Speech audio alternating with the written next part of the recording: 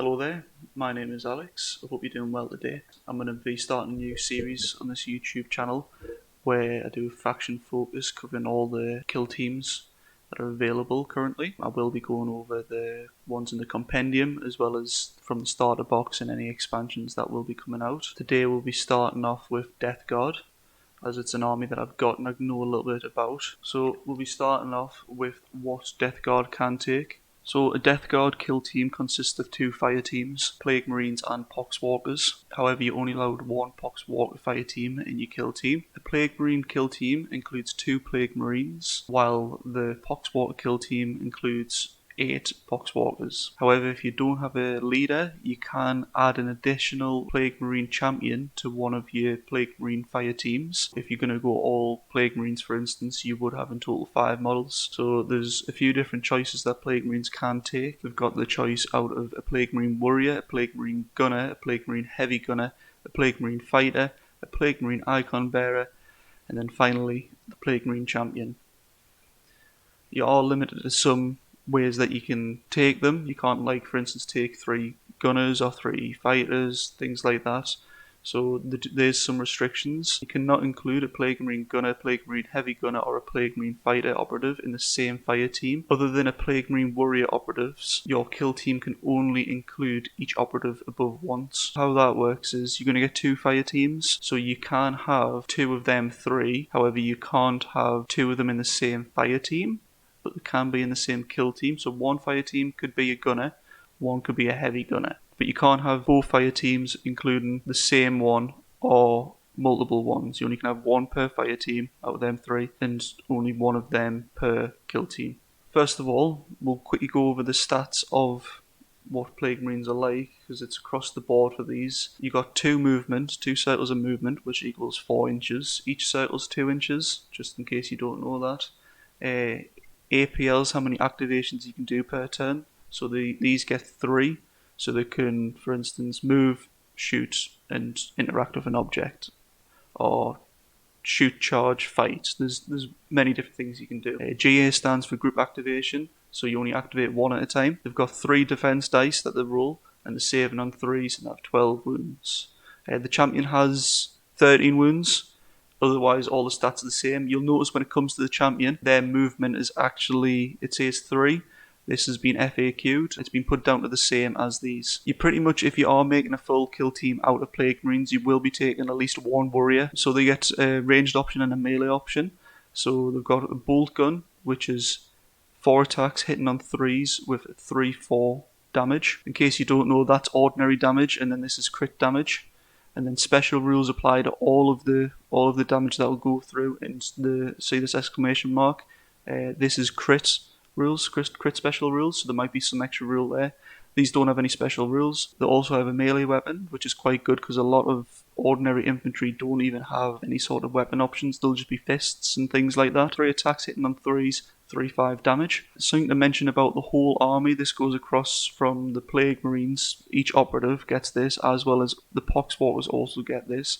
A rule called Disgustingly Resilient. So each time an operative would lose a wound, roll at 1d6. So that's per wound you roll a d6, and on a 5+, that wound is not lost. There's also a second part of this. Other than the effect of battle scars, this operative cannot be injured. In case you don't know about the injured rule, I'll just quickly go over it. So if you're below half wounds, it would be classed as injured. And what injured does, it removes 1 circle away from your movement, as well as makes your ballistic skill and weapon skill 1 worse. So it's quite a nice feature. Plague Marine Gunner.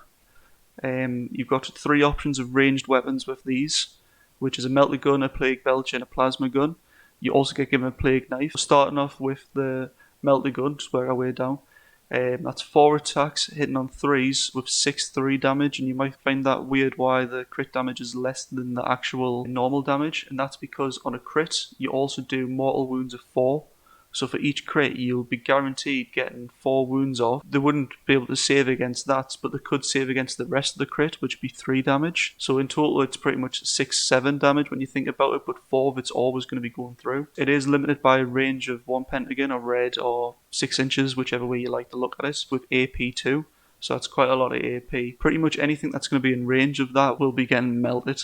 It's a very good weapon to zone people off objectives or certain areas, and really make them think twice about coming close to this operative just because how much damage it can dish out. Moving on to the Plague Belcher, I don't really rate this too much, and I think that's because the other two options that you've got are much stronger for this operative. You get 5 attacks hitting on 2, so it is hitting more often, but it only does 2-3 damage. It's range 6 inches as well, with torrent 2 inches. There probably is a time and a place that this would be really good. However, I think the other options are better. My personal favourite is the plasma gun. Got 2 different profiles for the plasma gun, one stun and one supercharged. You get the identical attacks of 4, identical ballistic skill of 3+, identical damage of 5-6. However, the thing that's different is if you choose to overcharge it, it gains 1 extra AP. So standard you get 1 AP, AP1. And supercharged you gain AP2. However, it does gain the hot rule, which if you roll a 1, you'll be doing mortal wounds to yourself. One of the reasons why I think plasma guns are really strong on Death Guard is, as far as I'm aware, Disgusting Resilience works on if you do take damage. If you do roll hot, you can spend a command point to re-roll it, to then hopefully not get a hot, but then let's say you do, you can then have a chance of saving the damage with Disgusting Resilience. Moving on to the Heavy Gunner. The last one was the Gunner, this is a Heavy Gunner. You get 2 ranged options with a Blight Launcher and a Plague Spewer. Blight Launcher is 4 attacks hitting on 3s with 4-6 damage with AP1. The Plague Spewer, I kind of put that in the same bracket as the Plague Belcher. I just don't feel as if it's as good as the other options you can take. And moving on to your melee option, which is your Fighter. He does have a bolt pistol, so he has got a little bit of range. It is range 6 inches. 5 different weapon profiles, melee weapons to choose between. The Bubonic Axe and the Mace of Contagion, they work together, so you have them both equipped at the same time alongside a bolt pistol. You'll also have a bolt pistol than one of the other options. However, like I said, the Axe and the Mace go together. And you can choose at that fight stage, that combat, which attack profile you want to use. Go over the bolt pistol first. Bolt pistols are exact same profile as bolt guns, except for the fact that they're limited to 6-inch range. The Bubonic Axe and the Mace of Contagion, like I said, they go together. So the Axe gets 5 attacks, hitting on 3s with 4-6 damage. With the crit rule of Rendon. Mace of Contagion is same attacks, same weapon skill. It has slightly less damage, so it's 4-5 damage instead of 4-6. But it has the stun on crits, so it depends on what you're going against. If you take this loadout, this is my personal favourite, just because it gives you more options. If I was to take the Fighter, I like to know I can either choose to do Rendon attacks with slightly more damage on crits, or have stuns with slightly less, still a lot of attacks. It is hitting quite consistently, and it is nice damage as well. So moving on to the Flail of Corruption. This has 5 attacks, hitting on 3s with 4-5 damage. It does have Reap 2. Great Plague Cleaver is another option, which is 5 attacks. It's hitting on 4s, so it's not as accurate as any other weapon. But however, it has got 5-7 damage, 7 being the highest that we saw so far. Also got the Rendon keyword on crits, which is very nice. Finally, it's the Plague Knives, where it's 5 attacks hitting on 3s with 3-5 damage. This has the special rule of Relentless, so it's all the time. It's not only on just crit hits, it's on all the time. Moving on to the Plague Marine Icon Bearer. So this is the exact same profile as an ordinary Plague Marine Warrior, except that it gains 1 ability and a unique action. So the unique ability is pretty much when determining control over an objective marker, this model is treated as having 1 APL more. So it means contesting objectives or taking over objectives slightly easier with the Icon Bearer, which is very nice. For 1 AP, until the end of the turning point, while this operative is visible and within 3 inches, so square 3 inches, of a friendly bubonic Astarte, so it only applies to the Plague Marines and not the Pox Walkers. They get a reroll Disgusting Resilient rolls of 1s and 2s, which is very nice. So not only they're saving on 5s and 6s, they can reroll 1s and 2s.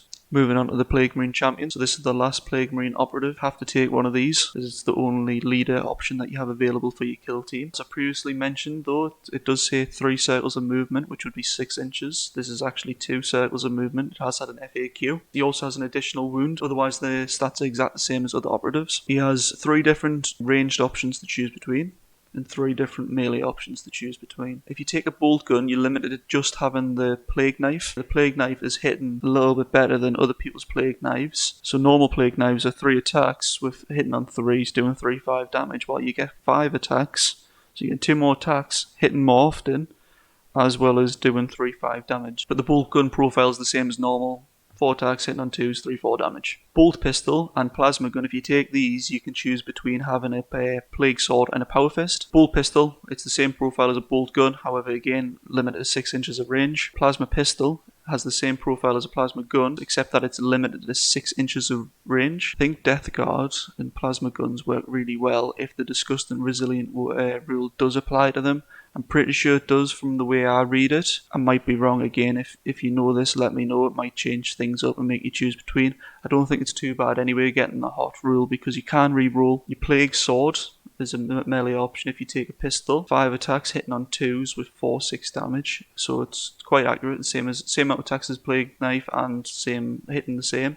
So it's doing more damage. So it is a bonus of dropping range, taking a bolt pistol or a plasma gun, and you gain slightly more damage in melee. The one I like to take is the Power Fist. It is 5 attacks as well. It's slightly worse at hitting than hitting on 2s. However, it has more damage on 5-7. So it's actually, if we remember the Plague Cleaver, it was one of the highest damage attacks that this army has. This Power Fist also does the same damage as that, but it comes with the Brutal rule. In case you don't know what Brutal does, I'll quickly go over it. It makes it so all the ordinary hits can only be blocked by crits. The final operative that you can choose between, which would also be your other fire team option, is Pox Walkers. I don't rate these, and there's a few reasons why. So they've got 2 circle movement, like the Plague Marines do. They've got 2 APL, so that's 1 less activation.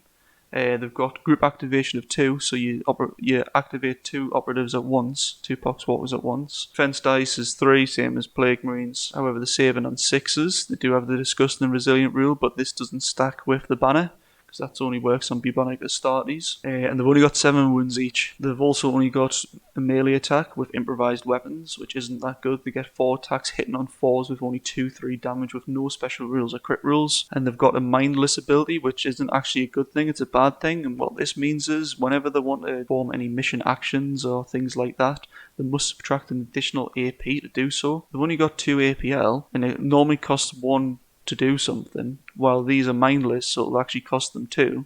So unless they're already, like, let's say they want to cap a point or pick up some fuel or whatever the objective is for the game, unless they're already on that point, they can't do it. And then once they do it, they can't move away. The way I see it is, it'll take a turn to get them to the objective, take them a turn to do the objective, take them a turn to get away from the objective. Moving on to the ploys, so you've got strategic ploys and tactical ploys, 3 in each to choose between, so these ones that you use at the start of the turning point, and these ones you can use during the turning point.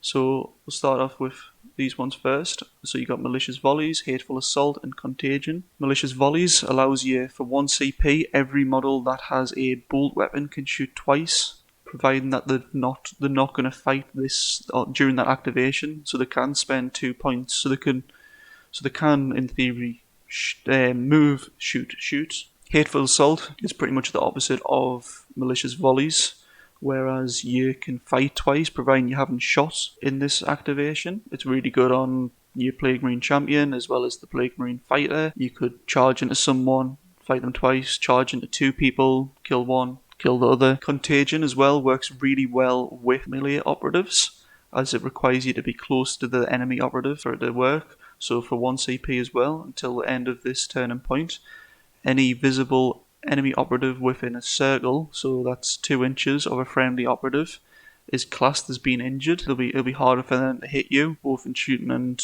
melee, as well as they have 1 circle less on the movement. Moving on to the other ploys, so you've got, I'm going to butcher this word here, Effluent Demise, I think it's pronounced. So you can use this tactical ploy when a friendly bubonic Astarte operative is incapacitated. You inflict D3 mortal wounds on each enemy operative visible and within circle, so 2 inches of this operative. So it's pretty much a mini explosion when this model dies.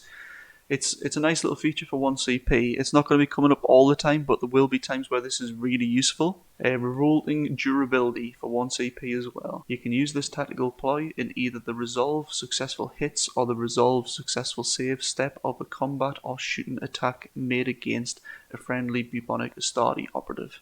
That was a long sentence. You can change the damage of one of your opponent's critical hits into a normal hit. The way that this is worded, you can use this at any point. Even after you've rolled your saves or your fight back in combat, you can then decide to use it. It just changes their crit into a normal. So you still They're still getting attack through, but it's only normal now. Finally, the last one is Dig In, which is 1 CP as well.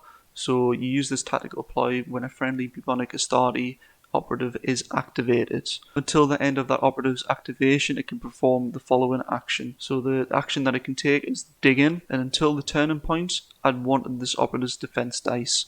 So Plague Marines all get 3 defense, and that boosts them up to 4. So you can be rolling 4 defense dice. It's making a tanky army even more tankier. However, you've got to have already activated this model, and it's only for this turning point as well. It's until the end of the turning point. So now for the equipment. There's a few bits of equipment which are alright. One of them is the Plague Bell. Wording here is a bit weird, so this should be below this box because the Blight Grenade is lower down. The Plague Bell, this operative can perform the following action during the battle.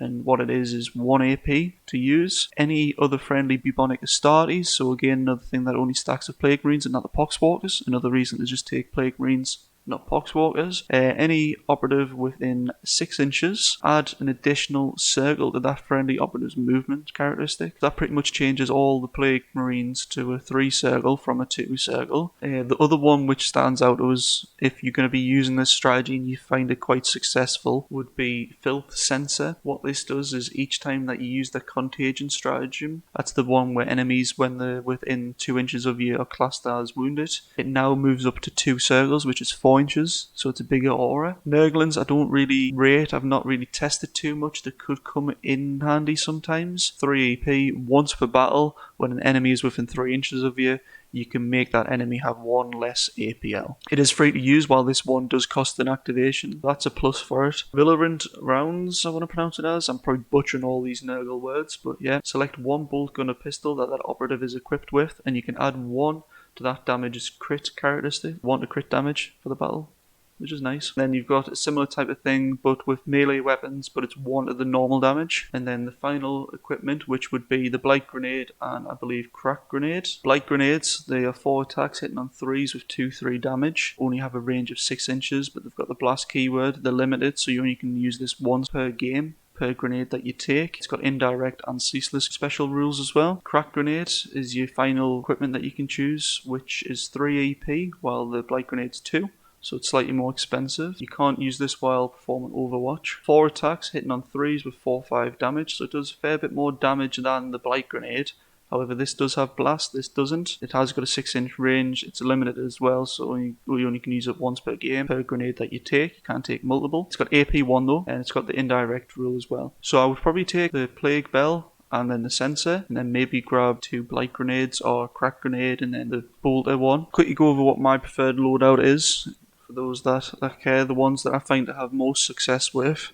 There's 2 options and they're pretty much identical, bar that I swap out the Heavy Gunner for the Fighter, depending on how I feel and what matchup I'm going against. Both fire teams I would take as Plague Marines. First fire team, which will include a leader in. The leader will have the Plasma Pistol and the Power Fist. I would then take a Icon Bearer, and then I would either take the Fighter Operative with the Mace and the Axe, like on this image, or the Heavy Gunner with the Blight Launcher, depending on what matchup I'm going against. These are the only things I ever really change in the army. And then for the second fire team, I would always take the gunner. I think the plasma gun's too good, and potentially even the melted gun, depending on your playstyle and if you prefer that. The way I currently see the rules is that you can roll Disgusting Resilience on hot. However, I might be wrong with that. It's not crept up too many times in my games. I normally just spend a command point and re-roll it if I do get a hot. And then you're left over with your final model having to be an ordinary warrior. Again, I've not tried with Pox Walkers. I just don't feel like any of the rules kind of synergize with them. In fact, most rules don't include anything to do with Pox Walkers. It's always bubonic Astartes. Thank you very much if you've made it this far in the video. I do appreciate it, and if you've enjoyed it, I would appreciate it if you could like and possibly subscribe. Please do comment if I've made any mistakes, or if there's anything you like or any suggestions. Every little thing helps. Thank you very much and have a good day.